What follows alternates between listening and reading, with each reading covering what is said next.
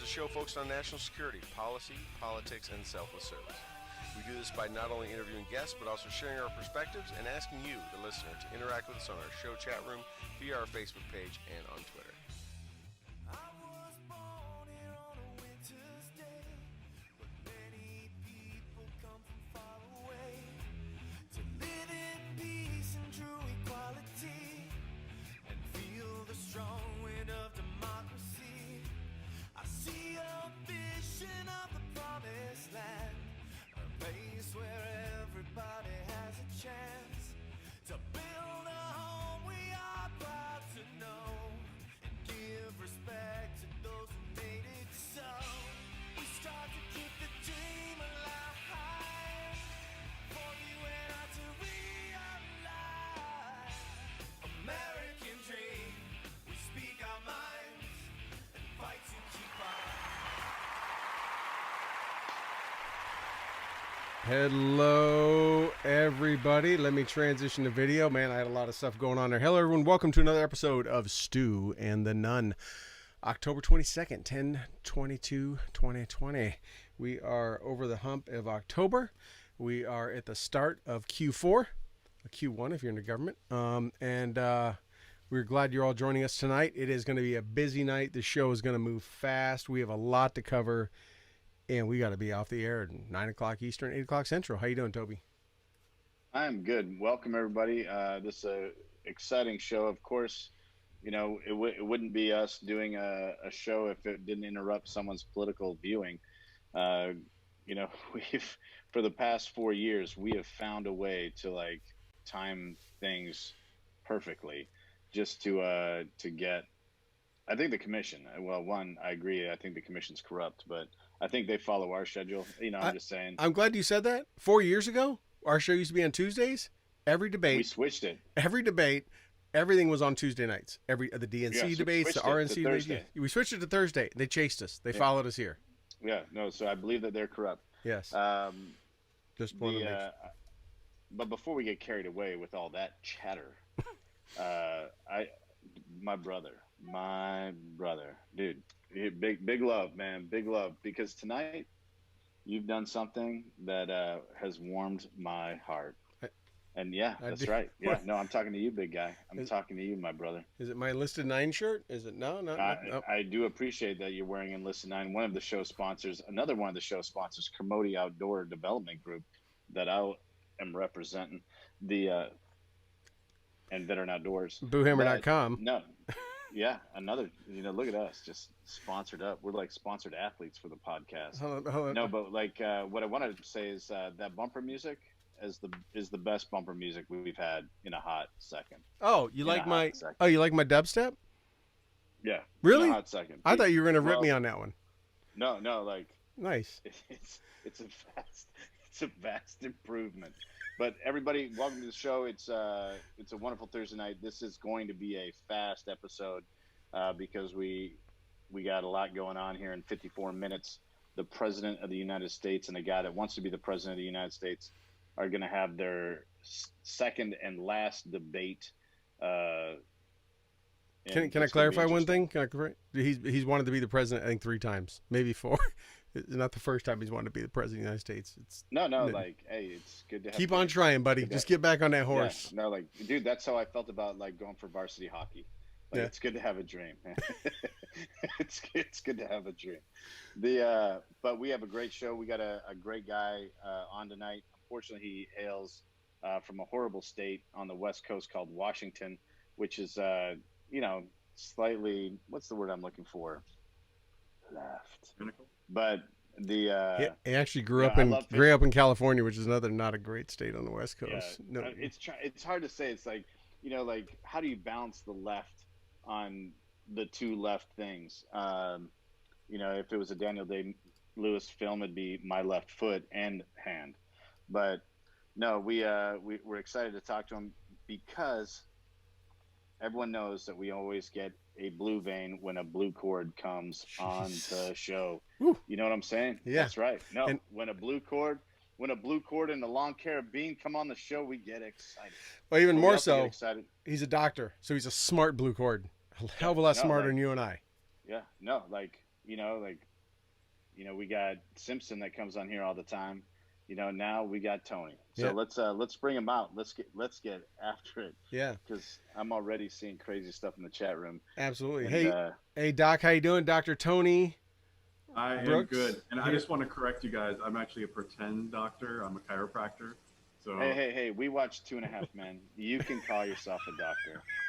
Oh, isn't that a great example? Great example. Yeah, I love it. You're more than no slights against dentists, but I mean, all they do is teeth. They don't even do root canals. You do a little bit more than that, right? So you got that going. I'll take it. We'll still call you Doc because that's just the way we roll, right? If you, your It's buddy a term sticks of you with endearment. your buddy sticks you with an IV, he's endearment. Doc from that point on, right? So it doesn't matter. Right. Anyways, welcome to the show, I man. did that as an infantryman, so Yeah, exactly. No, dude.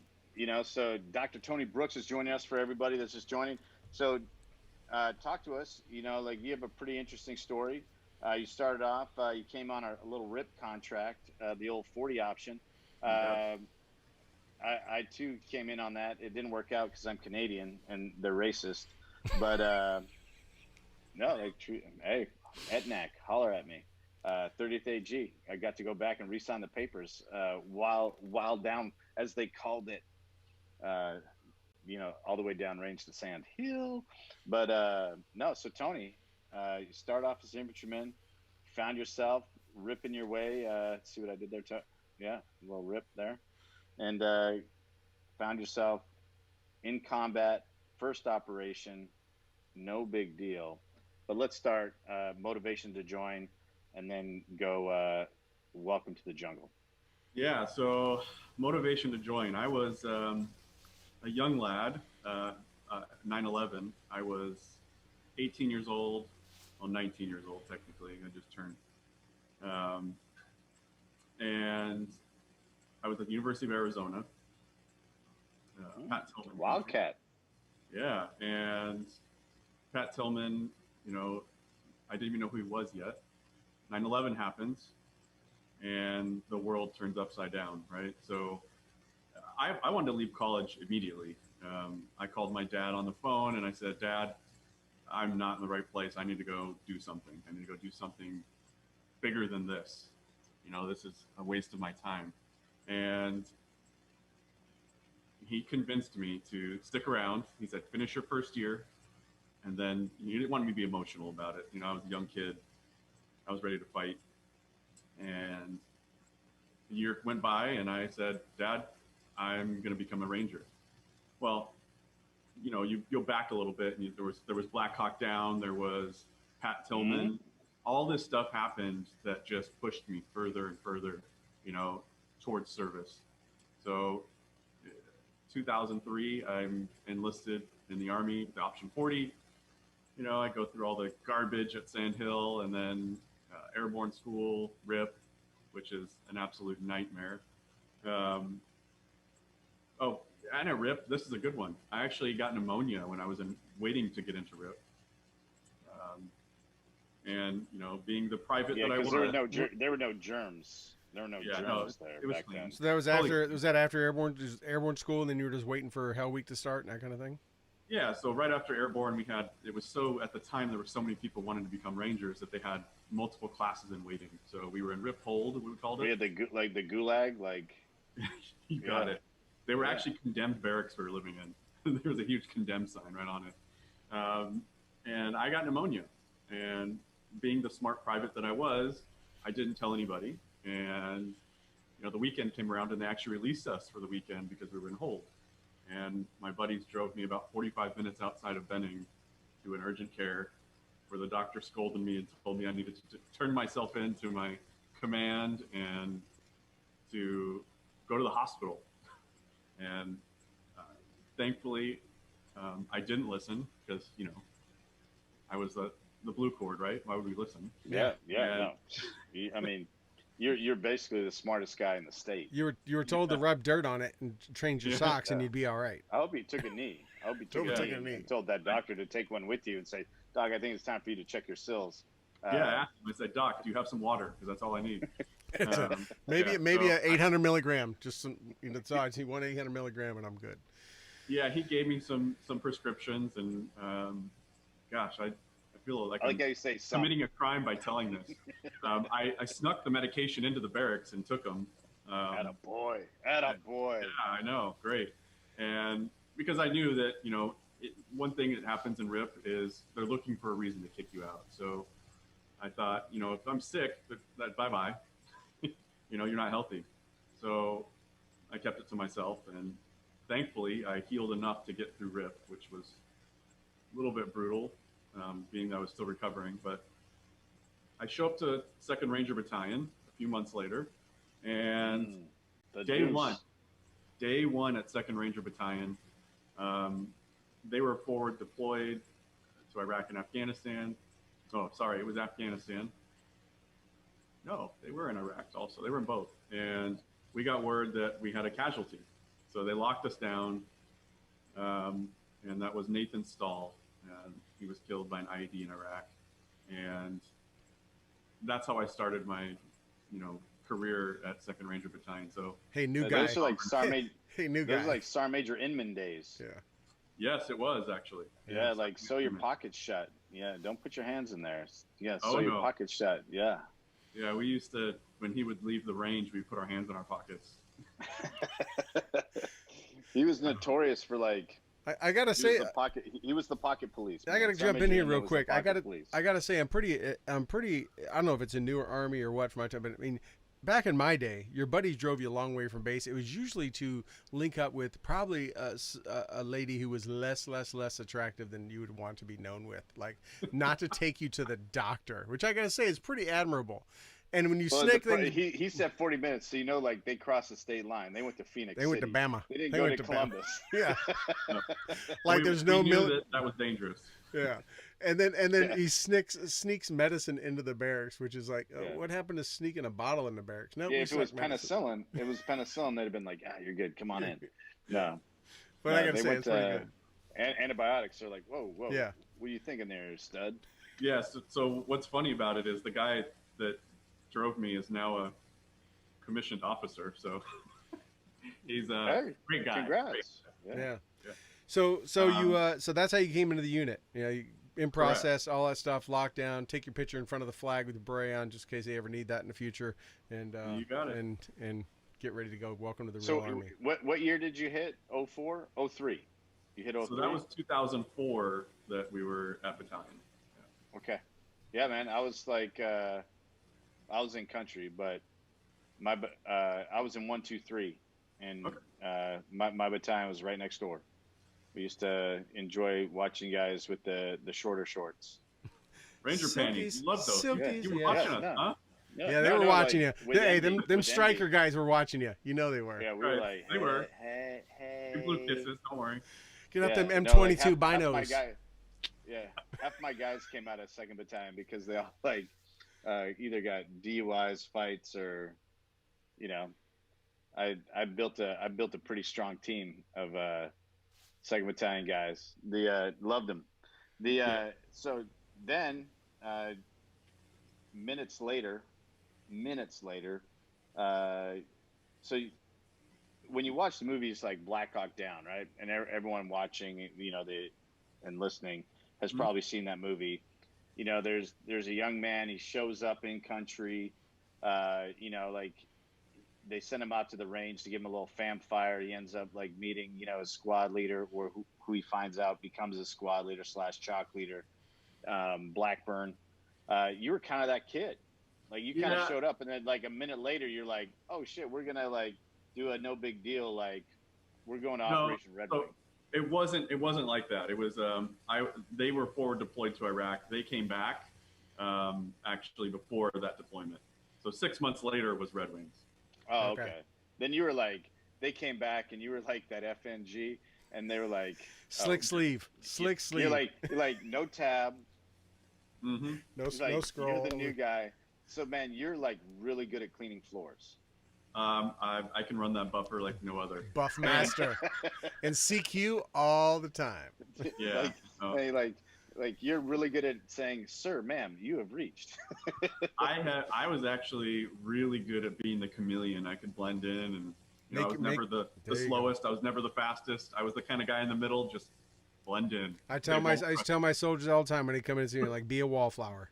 You don't want me to know your name. It's 'cause, or you do. It's only going to be for really good or really bad reasons, and it's rarely that it's good. Yeah, that was a good way to approach it right there. Be a wallflower. But you were probably a little bit older than some of the other new guys coming in. I was a couple years older. I was 20 years old when I got there. So you're an old man. I was an old man, yeah. Yeah. I was older than some of my squad leaders, actually. Yeah. Which is definitely scary. a team leader. You're in your team leaders age Years, group. yes. Yeah. Almost old enough to buy booze. Almost. It didn't take much. It was a few months later, and I was. So. Yeah. So then they get back. that guy. They're back for 6 months. You're earning their respect and trust, and they're dogging you out the whole way. And then you get your shot, and you guys head downrange to Afghanistan. Yeah, and believe it or not, it was probably the slowest time in the history of the 75th Ranger Regiment. The slowest deployment. We did absolutely nothing. We were training and training and training, and the war had changed at that point. We were really, trying to win the hearts and minds at that point. Is that what you were trying? Was it? I was gonna ask. Were you training so much because of a big influx of new people, or because you were changing from more kinetic ops to trying to get more into the coin world and that kind of stuff? Yeah, it slowed down dramatically. So we were just waiting for that call, and we had to the end of the deployment. So the cadences switched from burning bodies to buy them books and dig them wells. You got it. Well, we had some guys from 2nd Battalion and some guys from 1st Battalion that would rotate in and out. I was up in Mosul around this time frame, and we joked that they were SEALs, and SEALs like standing for like sleep, eat, and lift, because like that's all they did. Like their op tempo was so slow. And even like, as a SOCOM asset, JSOC asset, like they were highly underutilized, because, when CAG or someone, wanted to do something, they didn't want the guys that were sitting at the palace not doing it. They wanted the guys that, were familiar with the battle space. And, so it was the conventional guys that were constantly getting tapped. And, and those guys, like, man, they like, I'm trying to think of what the supplement was at the time. There's this really cool supplement.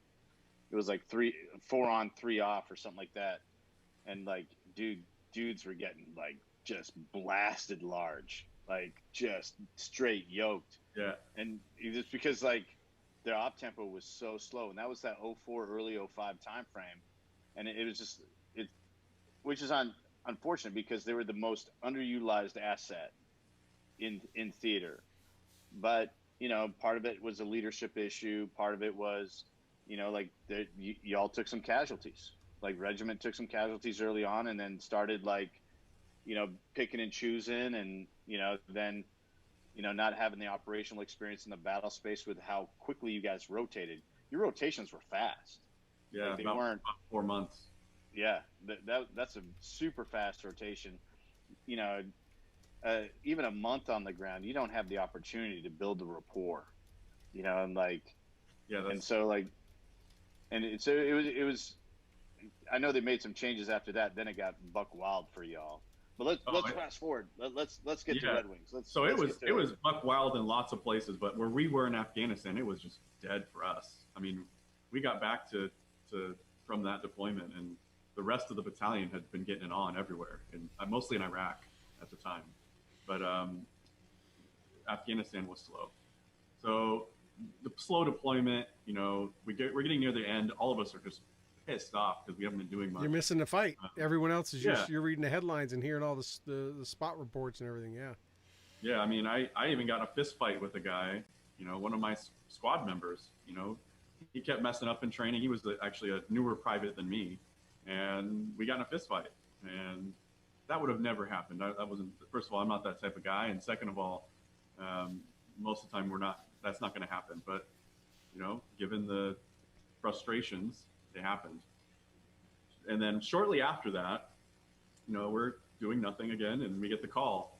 That Chinook is down, and it's a 160th Chinook, and to us, that's like saying your brother got shot. Yeah. Yeah. So it was pretty close to us. and we had just trained with them days before. In fact, a lot of us were on that bird for training days before. So we knew the crew. We had just trained with them. So it was like a gut punch. They told us, we were primary combat search and recovery for that entire country at the time. So, we got spun up, and the weather was awful in the mountains. So we were sitting on the tarmac for hours waiting to get clearance. We finally took off. We're heading up into the mountains. It's like flying into a soup. You can't see a thing out the windows. The birds are flying all over the place. They're bouncing. I've never seen a group of rangers so quiet in a bird. Everyone just kind of knew this was a big deal. Believe it or not, we actually didn't make it to the mountain that first night, because the weather was so bad the birds couldn't get there. Yeah, there had to be some apprehension of not only one, you're going in to rescue some of your own, and knowing, a bird, 160th Why you're bird, rescuing them. yeah, 160th bird doesn't go down just because of shits and giggles, right? And then two, the flight had to be rough enough where you guys were probably questioning in your minds, like, holy crap, I hope we can even make it there. I was so cherry. I was so new that I thought this was normal. I was just doing my thing. Private sitting there, looking around, looking at my leaders, and most of them were just, cool and collected. So I didn't know any different. Looking at magazines, making sure, like, yeah. Double checking batteries. Like, yeah.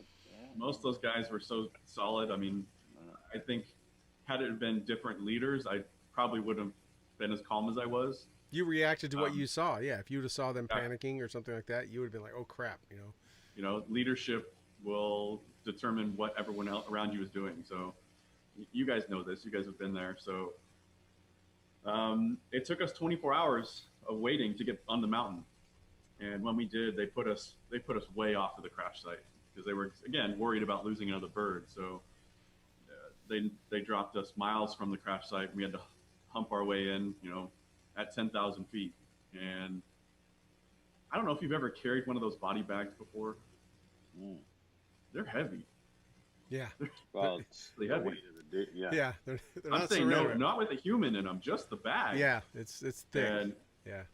We had no clue what we were getting into. We got on the mountain and we knew we were going to a crash site. We had no idea if they were dead or alive. We had our suspicions, it sounded bad. However, like any good soldier would do, they're always going to hold out hope. Always. And we were moving fast because we thought we were going to save somebody. Glad you were doing all that PT because it was paying off right then. You better believe it. Especially at that elevation. Never skip leg day. Never skip leg day. Some of the terrain, you're on all fours trying to climb up, the mountain, and you've got rocks sliding out from under you, and rocks are flying down on the rangers below you. It was awful. But no one cared. We were just moving. You guys were motivated. Yeah. You had a mission. Yeah.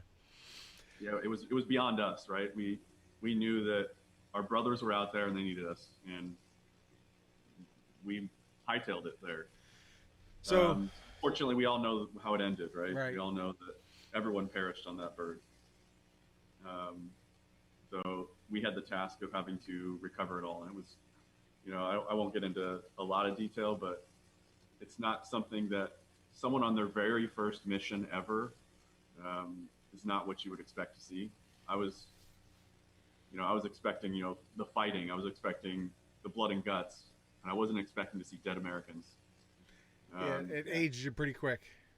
Oh yeah, I would say that was welcome to war, in all its glory and hell. But we got the job done, and it's amazing what a group of guys with a mission, what they can accomplish. There's no way we should have been able to make it as fast as we did to that crash site. Unfortunately, no one was living. Right. Very Right. awful. And I'm sure that it definitely changed your life. I'm sure it shaped you in how you went forward from there, right? And we know the story, and of course it's part of a bigger movie and all that. But you went on, you came back, and then deployed to Iraq after that, right? And Yeah, you weren't the new guy anymore. Ramadi. Yeah, you weren't the new guy anymore. You weren't the FNG. So you went from you went into Ramadi in what, 06? 06, 07. Yeah. So Yeah, that was a great time there. Yeah, that was. it was wild. We were busy. Great time. Now combat was like what you thought it was going to be, I bet. A lot of shooting. It was a lot more what I expected. Yeah. And, you know, yeah, it was just looking back on my first mission and what I saw in Ramadi, night and day. I mean, but I think it did build some character, as awful as that sounds. It you know, it set the expectation that this is what it could be if you mess up, right? Or they didn't even mess up, right? Those guys didn't do anything wrong. They were just caught in a really horrible situation. So it kind of gave perspective to everything you're doing out there when you experience the worst of it. Yeah. So then you came out. Was that your last deployment you did, or how much longer were you in after that? Yeah. So after 4 years, I was done. You know, Ramadi was busy. You know, we were out every single night, multiple targets. I got back, became a team leader, and unfortunately, I decided at that point. I said, you know, I can't handle this. This is not something I can do for a lifetime. Right.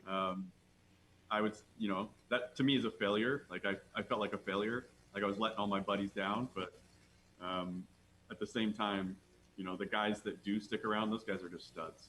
If you've met any of those guys who've been in the regiment for a long period of time, they're ridiculous. Yeah. Because what people don't understand is not only were you in a high op tempo and rotation load, you still had to go to school.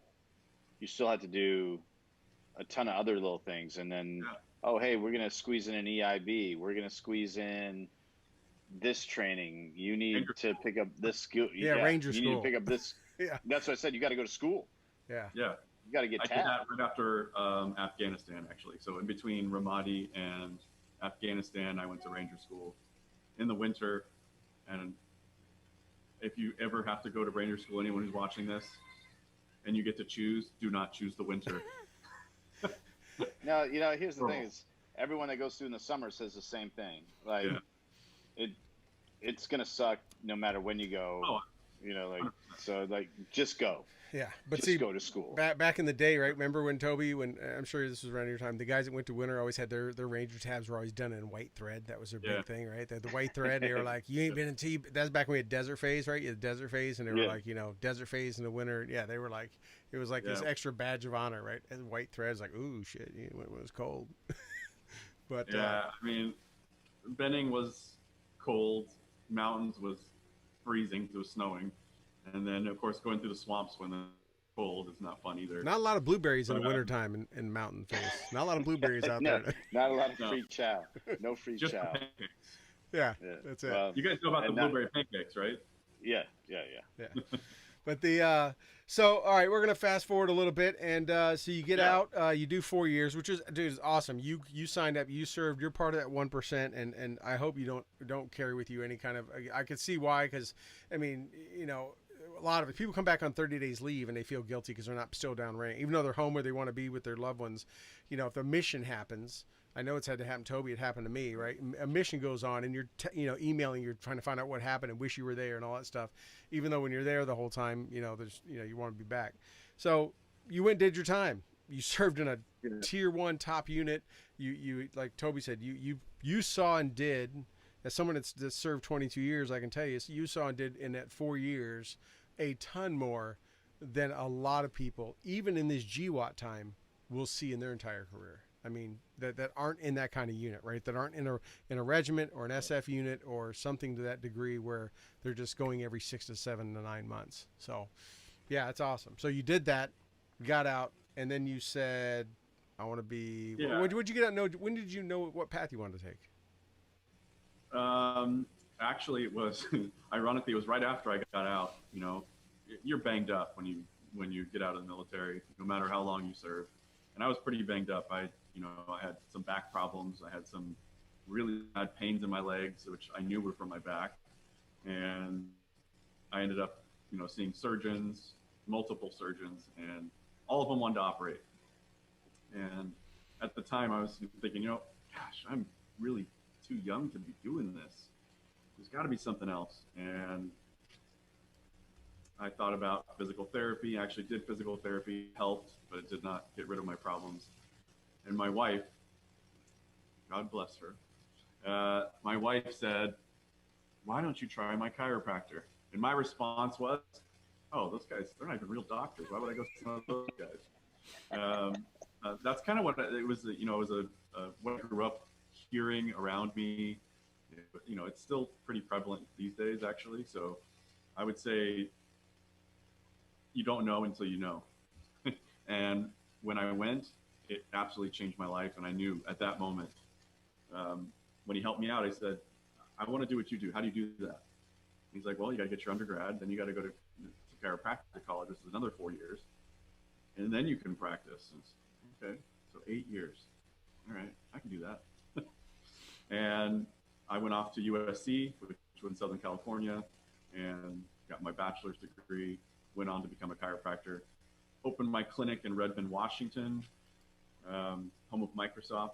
So I'm working on a bunch of computer programmers all day. Like yeah, on their wrists, they're like their backs are a mess. Carpal tunnel. They're heavy laden shoulders. Believe it or not, I find that those guys are more messed up than the guys who used to jump out of airplanes. And the reason is when you're active, that's how you prevent these things from getting too bad. You're being stretched and you're yeah, just using your body. I mean, get out and do stuff. That's why we know that, you know, one of the big problems in America is sedentary lifestyle, right? I work in IT, and that's why I have a stand-up desk, which I'm at now.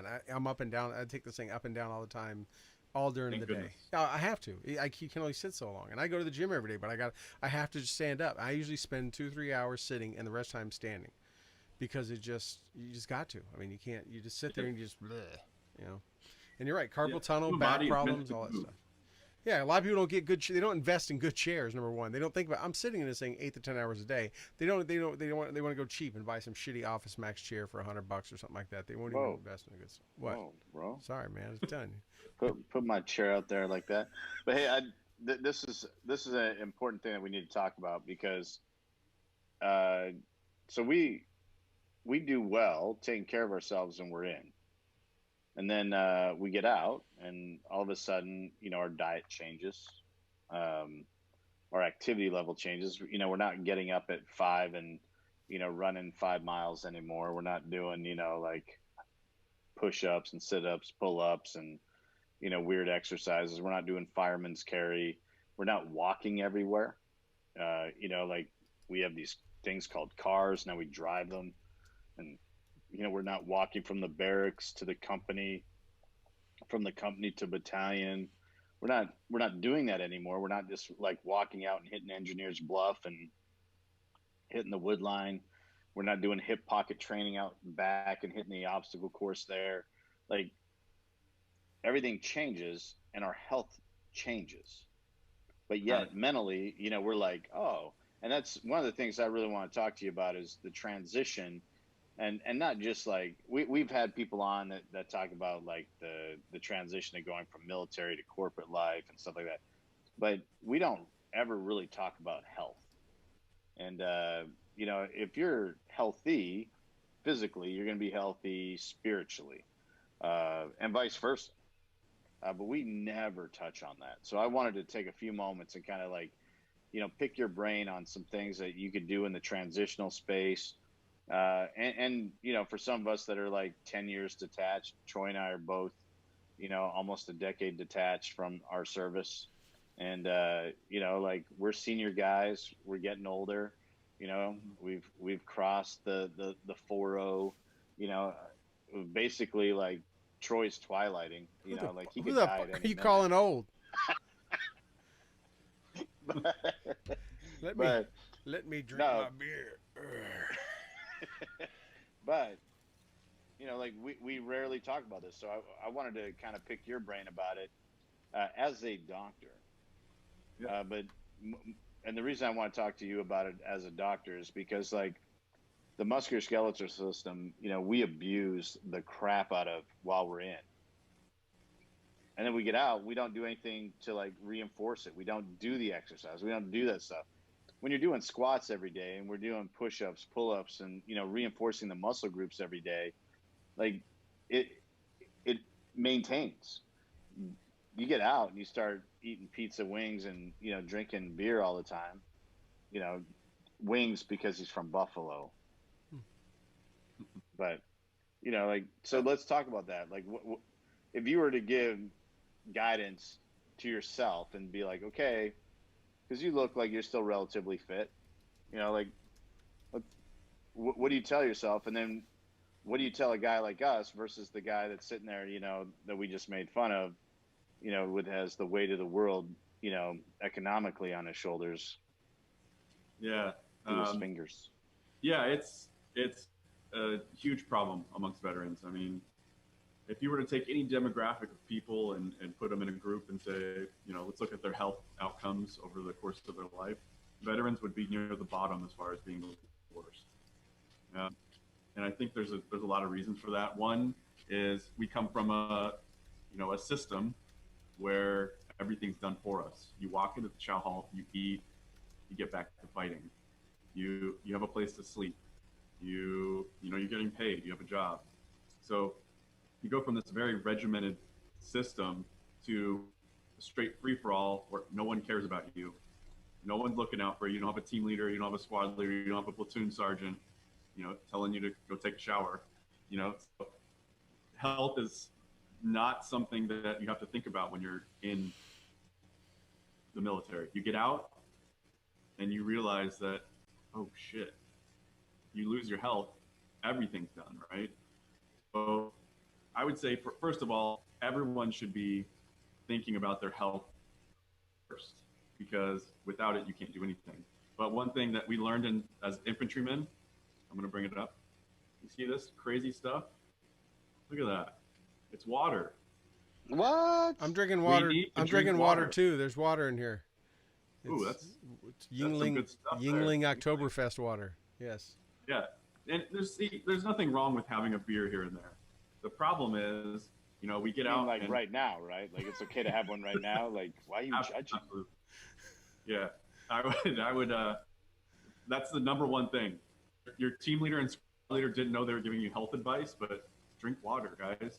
Stop with the sugary drinks. You can drink a beer every once in a while, but, water is probably the biggest thing. Second would be fast food. I mean, it's easy. Yeah. We're used to going into the chow hall, grabbing our food and leaving. Well, that's fast food in the civilian world. And they're all about, I want to give you something that tastes good and has a low cost to them. So they're making a bunch of money. They don't care about your health. So I think diet, exercise, and drinking water are the foundation, right? We don't do it. It sounds really simple, right? Like, oh my gosh, I can't believe we're talking about water and eating vegetables and exercising, but it is that simple. As a chiropractor, do you get into that with many people that maybe have bad posture or have too much weight in certain areas? Do you talk to them about that stuff also? I talk to everyone about it. Okay. I mean, yeah. People come to me all the time. Like, I got this thing right here, right here, this thing's bothering me. And come to find out, if you just drank more water, you wouldn't be spasming. Literally, that was it. There was no injury. There's nothing wrong there. He straight up tell he's like, take a knee, drink some water. He's like, they're like, man, I'm like dislocated. I got like my spine's like got curvature. He's like, yeah, it'd be straight if you drank some water. Good enough for the Rangers. I love it. When's the last time you changed those socks? That's really what matters. Just go change the damn socks. Oh yeah, feet hygiene. I haven't thought about that in a while. That's a real thing, though. It absolutely. Yeah, you're out hunting or fishing or hiking. Yeah, you better take care of your feet. Well, in Washington, they wear day-to-day life. In Washington, they always have socks with their sandals, so they're always making sure they're clean because they're changing them. Oh yeah. That is a Washington thing. Yeah. There's a lot of Washington things. Let's not talk about Washington right now. It's a mess. But so I want to keep moving on here a little bit because obviously we're backing up against a hard time. But I mean, so you get out, you get to become a chiropractor. How has that been? I mean, are people surprised do your patients get to know you for a while, find out that you were in the service, you were in the 75th in Afghanistan, Iraq? do they do you get those conversations pop up? Do you see a guy with a bracelet on and be like, hey, did you serve, and that kind of stuff? Have you been able to kind of Yeah, I mean, as time's gone on, my practice has grown to have quite a few veterans for obvious reasons. They want to be treated by another veteran. I understand when they say, yeah, I used to pump 30 miles. You tell it to a regular doctor, they're going to look at you like, why are you humping 30 miles? I don't even know what that is. But yeah, so I understand, the pounding that your body is taking. It's, every single person that doesn't know that I was in the Army, they would never guess it. I'm a pretty passive, calm guy, and people are really surprised when they find out, you were a what? You did what? Yeah, I did. See that thing above my desk? yeah, you got You're your like, white, see this? see my ink. Yeah. See No. my ink? Like, no big deal. Yeah. That's the Flash. Yeah, they definitely are shocked when they find out. And I'm okay with that. I don't, I'm not one of those guys that's going to go around, wearing a Ranger shirt every day. I do have some, but Like sua sponte, like the people Wearing that them come in Ranger here. wearing Like- them Ranger like, panties in the office underneath that white coat. Yeah, You're like, like "Shh, let me take my white. doing that adjustment. You're like, I'm just gonna sua sponte the spine right back where it needs got to it. be. Yeah, I love it. Yeah, it's like reaching a door, right? Yeah, right. Same thing. You, So you No, I found it to be actually a pretty good transition, as far as going from spec ops to becoming a doctor. I don't know. I feel like I can connect with people a lot because I've been around every type of person you can imagine. You know this in the military. You meet all types of people from all over the country, all walks of life. there is no more diverse organization in the world. There really Yeah. isn't. Yeah. And I think that's helped me in practice a lot. Like, Yeah. Why- really a lot of things. why did you choose Redmond? Oh man, that's a long story, but my wife is from Washington originally, so Okay. the rule was I had to come to Washington, and I picked Redmond in particular. One, because of Microsoft, and two, for the schools. Yeah, The demographic was really good as far as starting a business. So yeah, No. great disposable income. Yeah, yeah, there's a lot of reasons, but I actually just love Washington. It's absolutely beautiful. it's a beautiful place. It is. I mean, like we're making fun of it earlier, but like, man, Actually, not far from where you were born. I mean, just south of where you came from, Toby. yeah, no, like I go up there every year. My favorite duty station in the world of all things I ever did in the entire military. If you ask me my favorite place, not just because of the people, I will tell you Fort Lewis. Mhm. And I don't say Joint Base Lewis McChord because that's like lame. No, like Fort Lewis. But man, I really enjoyed doing all kinds of things there. Like we would do hikes, near Issaquah, Snoqualmie Pass, like Skookum. We would fish, the Nisqually River. I mean, like that place is one of the most gorgeous places on earth. Now, granted, California's the same way. Like I got stationed in the Bay Area for a while. The Bay Area is gorgeous. So you're 45 minutes from some of the most amazing stuff in the nation. You just got to tolerate some crap to enjoy the beauty. But as a guy coming from Arizona, like I was just curious. But if you're going to start a business, like you said, a practice, and for you, like, man, that makes great economic sense. Like fiscally, you got a base that's, got a high end of disposable income. That's a great place to do it. It's beautiful. You mentioned lady, now wife. So it's like, okay, like you were that guy and you made good use of your time there. And, Washington State's a beautiful place and some beautiful people came from there. I was able to escape Washington without getting married, like barely. That's a funny story. There was a couple times where it was close. You married a bartender? Yeah. So when I was in Ranger Battalion, I was chasing a bartender, and that's who I ended up marrying. What bar? What bar? Cowgirl Inc. Have you ever been there? No. So it was in downtown Seattle. Well, there. At least you went to Seattle. Like, Yeah. if you were like chasing a bartender like in Tacoma, I'd been like, come on, bro, like, come on, like No, if you were up at the Swiss or you're something like like if you were like, I'm trying to think of that place, the Schooner. Oh my gosh, like all the places. the Oh, now memory. like, yeah. Yeah. I've never been drunk in Tacoma Lakeway Union, University Place, or but we go up to Seattle, and it was cool up there. I'm trying to think of the square that was up there, Pioneer something Square. square, Pioneer Square. It was a cool spot. I'm more of like a sporting guy, so like we would do like Bellstown and stuff like that. But no, like it's a cool place and great people. And if you're I'm an outdoors guy. I love. It doesn't matter what it is. I love doing it outdoors, and that's the most beautiful place on earth to do it. So And there's I'm biased. there's suspected Next to video Canada. of Toby doing things outdoors, but we haven't been able to find those yet. I think they're on. You can't tell it's me. I think they're on And, Hunter you know, Biden's like, laptop. I'm not sure. It's but- it's pixelated, but yeah, no, like it's pixelated. So I want to get to the book. But- I want to get to the book real quick. So you're writing a book, Tony, and it's. I mean, how would you describe it? It's not a tell-all, behind the scenes, setting the record straight. I guess what's the I would say it mostly covers because most people don't know about the rescue operation for Red Wings, because it's not really a mainstream. It wasn't in the book. It wasn't in Lone Survivor. It wasn't. There's no other real programs out there. There's a History Channel episode that was really good. But I wanted to tell the story from the perspective of the search and recovery mission.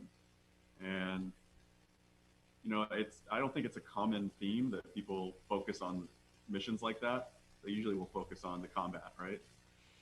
So this is kind of more like an everyman's war book. It talks about the boring stuff that we do. It talks about, obviously the Operation Red Wings. 95% of combat's boring. How are you going to keep people tuned into the book with like we played Xbox today and we caught Bob over there in the crapper, like beating it like it owed him money. I mean, how are you going to keep people? Yeah, so I would say I don't go into that much detail as far as how boring it was, but I would say it's more of a story about the mind of a soldier and what we're thinking and what we're doing, why we're doing certain things. I have a lot of commentary in there. There's a lot of cool stories, little side stories of what happened on the rescue mission. Searching for items from fallen soldiers and things like that. But I wanted it to be a book that connected the soldier and the civilian. It wasn't just, I was a ranger and I did this, this, and this. It was more of, I want civilians and soldiers to have a better understanding of each other.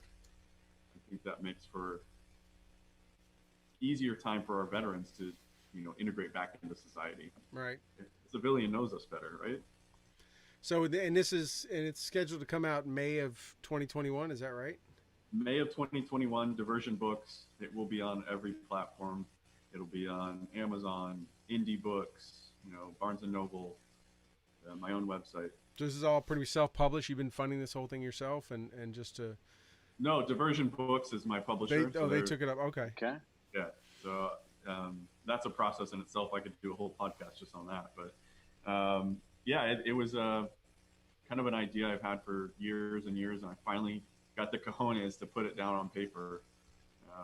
It's not an easy thing to do, to look back on what you've done in the past and try to make it so that you can tell your story without bragging, without trying to be the hero. Okay. Because that's one thing I definitely didn't want to do. I wanted people to realize I'm just another guy who was with a group of extraordinary people who had a mission that was far above, anything that an individual could have done by themselves. So that's, in a nutshell, that's the mission, the purpose of the book. But for most people, it's, Operation Red Wings. I want to learn more about that operation. Yeah. It's the part that's missing. It's that piece of history that needs to be kind of documented and communicated and that kind of thing. Are you, when are they starting like pre-orders and that kind of stuff, or is that started, or what's the plan? There are some pre-orders up on some sites. Amazon, I believe, has it up, but more pre-orders will be up on all platforms here shortly. Were you big into writing in school and stuff, or is this the first time you've really gotten into writing, or so that wasn't even your thing? It was kind of therapeutic for me over the years, just putting stuff on paper. I have kids. I have a 3-year-old, and Congrats. yeah, thank you. And I look at them and I think, I really want them to know about this part of my life. How in the heck do you bring that up? This one time, I carried 16 bodies up the side of a mountain. That's not how you do it, right? So this was my way to kind of give them a piece of my life. And so you never know where we're going to die, right? All of us know that life is precious, and this was my way to give back to them. I look at you guys probably have family members that are veterans that you know nothing about their service. I know I do. Yeah. Oh, no, absolutely. It's a thin line. Like I really want to, for our studio, our listening audience, we're talking to Dr. Tony Brooks, and, great Army Ranger turned doctor. It's a thin line to share a story without it sounding bragatory or braggadocious or whatever term, like a certain leader would use these days. No, it is tough because because you looked. I have a book. I have a book out, and Troy's done a ton of writing with the book as well. You look to your left and your right, and you immediately identify that you were in the company of extraordinary men, like you said. Yeah. And you're blessed to be there, and you want to tell their story, but it's hard. It is a thin line. It's a razor thin line to try to do it, but it's also, like you said, for your 3-year-old child, you want to communicate that to him. I had a grandfather that served Her Majesty's service, and I found out about his service too late, and I wish I'd have known more earlier, so that we could have shared in some of those conversations. Hey man, I actually understand, and what a great legacy, not only to the kids of the men that you served with, but to your own. Yeah, and it's a tough place to be, but like you said, it's super cathartic. It's great, and man, thanks for doing it, man. That's awesome. I appreciate it, and one of the hardest parts for me was how do I do the guys around me justice? How do I make sure that people know how amazing these guys are? And that was the hardest thing for me is, I could probably write a book on each one of those guys. Right. It was, I hope I did them justice. I poured my heart and my soul into it. So I'm hoping that some of those guys actually come out and tell their story. They're amazing. Have you gotten anyone to sign up to write forwards for you or anything like that, or endorsements on it? Are you working, the publisher working on that? Yeah, actually, I've had some pretty awesome feedback so far. I've got a couple of generals, former head of the CIA, former president. I've got some pretty awesome things that are kind of lining up, and man, I can't tell you how. Former president. A former president, yeah. Man, I won't say baller. who. You got to buy it to see it. Yeah, baller. Yeah. Baller. But awesome. So, and then you have on your website, there's almost like a teaser, there may be another book after this one. Are you working on putting something else together? I'm going to continue writing. You got the bug. You got really the bug. enjoyed the process. Yeah, yeah. And once you make it past the first one, you realize, and you kind of learn out all the kinks, the cautions and the fears kind of go oh, this wasn't that bad. I got it down now. I know what I need to do. So you're planning to do another one. That's good. That's awesome. If you're tuning in, you can find the link to Leave No Man Behind on Amazon. You can see it there. Thanks to our unpaid producer, Rob, for putting it up there. Click on it, pre-order. You said it's available for pre-order here as well as another place. The name of your publisher again is? Diversion Books, and the title is No Man Behind. Yeah. Awesome. Yep. Yeah, they got it up there. So awesome. Hey, we want to make sure we get everybody some time to get ready to pour their drinks and get ready for play the debate bingo. But anything else you want to cover real quick that we haven't talked about, Tony, that you just want to make sure our listeners know? Any cause or anything like that you want to highlight? I would say, especially right now in the pandemic, I would say if you're a veteran and you're out there and you're struggling, it's okay. This stuff sucks. I'm in Washington. Everything's mostly shut down.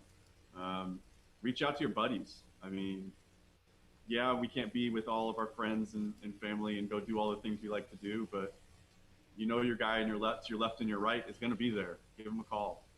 I'm worried about, society. I'm worried about our veterans, and we need to stick together. So, hey, you can reach out to me on my website even. I will call you, but reach out to your buddies.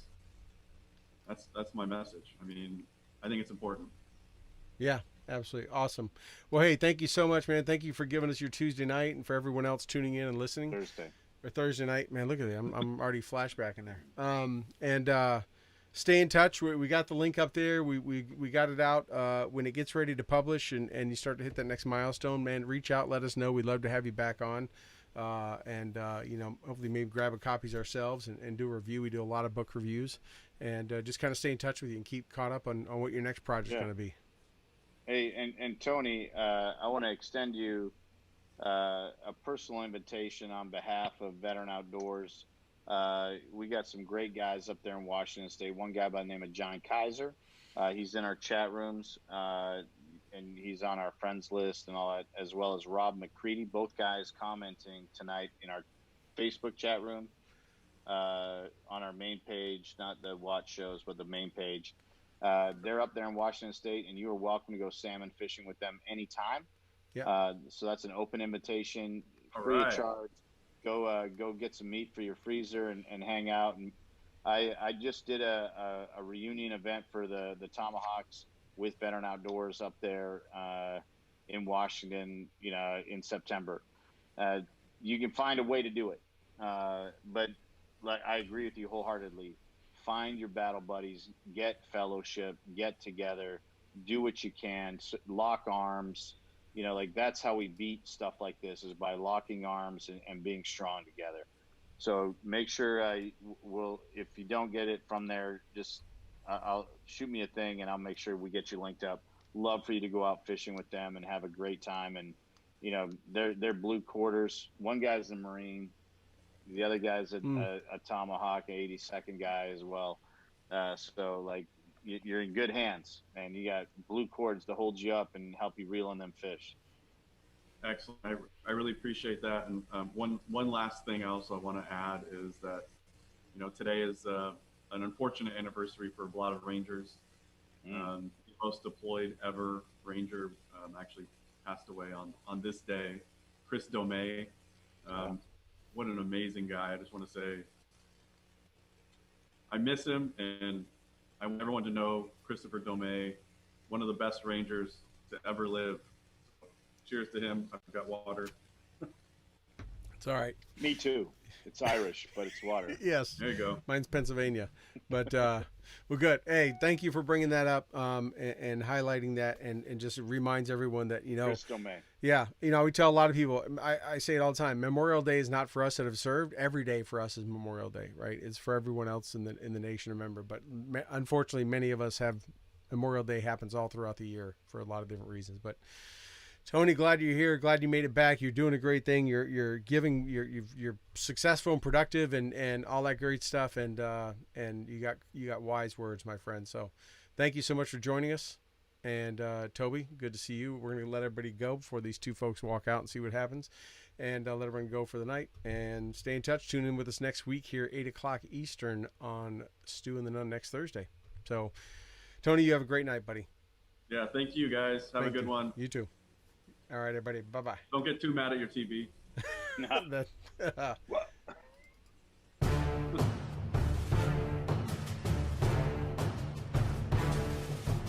Well, that wraps up another episode of the Stew and The Nunn Show, and we hope you had as much fun listening to it as we did hosting it for you. Don't forget to like our Facebook page and follow us on Twitter. You can find all these links at stewandthenunn.com. We will talk to you again next Thursday at 8 p.m. Eastern, 7 p.m. Central. Also, we'd like to thank our sponsors, Commodity Outdoors, Veteran Outdoors, Enlisted 9 Fight Company, Warrior Media Solutions, and BooHammer.com. Thank you again, and have a good night.